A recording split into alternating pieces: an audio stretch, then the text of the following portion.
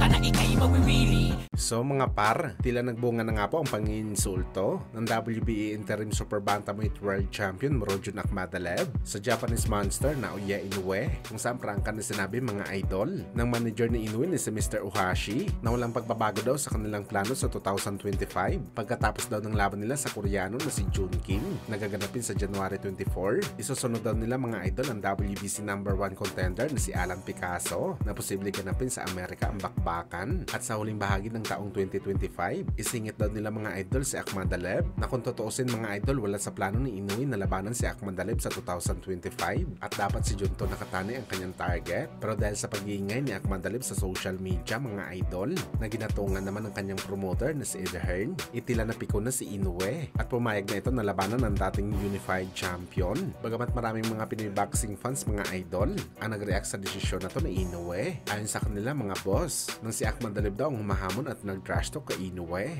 bakit ang dalid-dalid daw ni Inoue na sumabat at kumasa sa hamon sa laban? Pero kapag si General Casimero daw mga idol ang humamon at nag-trash talk kay Inoue, bakit walang imik daw ang Japanese Monster? Sa kabila ng ilang taon na siya hinahamon ng Pinoy, nung bantamweight pa lang sila at kampiyon pa si Casimero. Well, para sa atin mga idol, sa ngayon iba na ang sitwasyon. Si Akhmadaliev merong pinagmamalaki na posibleng offer nito kay Inoue, lalo pa mga idol mandatory challenger ito. Pero si Casimero magaling pero nasa average contender lamang ito. Naniniwala naman tayo mga idol na kung meron titulo na hinahawakan si Casimero, malamang pupunteryahin din siya ni Inoue, kaso wala mga idol.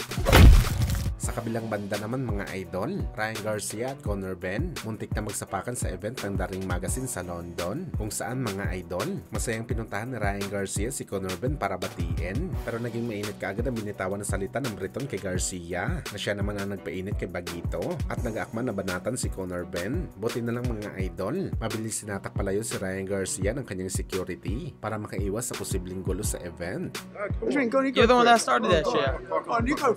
Samantala hindi lang si Conor Benn ang gustong banatan si Ryan Garcia mga idol. Maski mga boss ang kampo ni Devin Haney, itila nagbabadya na banatan si Bagito. Personal kasi mismo mga idol, hinintay ni Devin Boy Ilong Haney si Ryan kasama ang kanyang ama sa labas ng venue ng The Ring Magazine event. Animoy nag-aamok sila mga idol ng rambulan, pero deadma lang dito si Ryan Garcia mga idol at hindi na lang pinansin ang mga maangas na salita ng mga Haney. Isang good move ito para kay Ryan Garcia na wag na patulan itong si Boy Ilong, lalo pa may nakapending sila na kaso sa isa't isa. At natatawa na lang tayo mga idol sa kampo ni Haney kahit bago pa mangyari ang unang laban nila. Ang angas kasi nila sa labas ng ring, animoy silang hari dito, pero pagdating sa gitna ng ring kalaban si Ryan Garcia, ibugbog naman pala ang inabot nito sa bakbakan.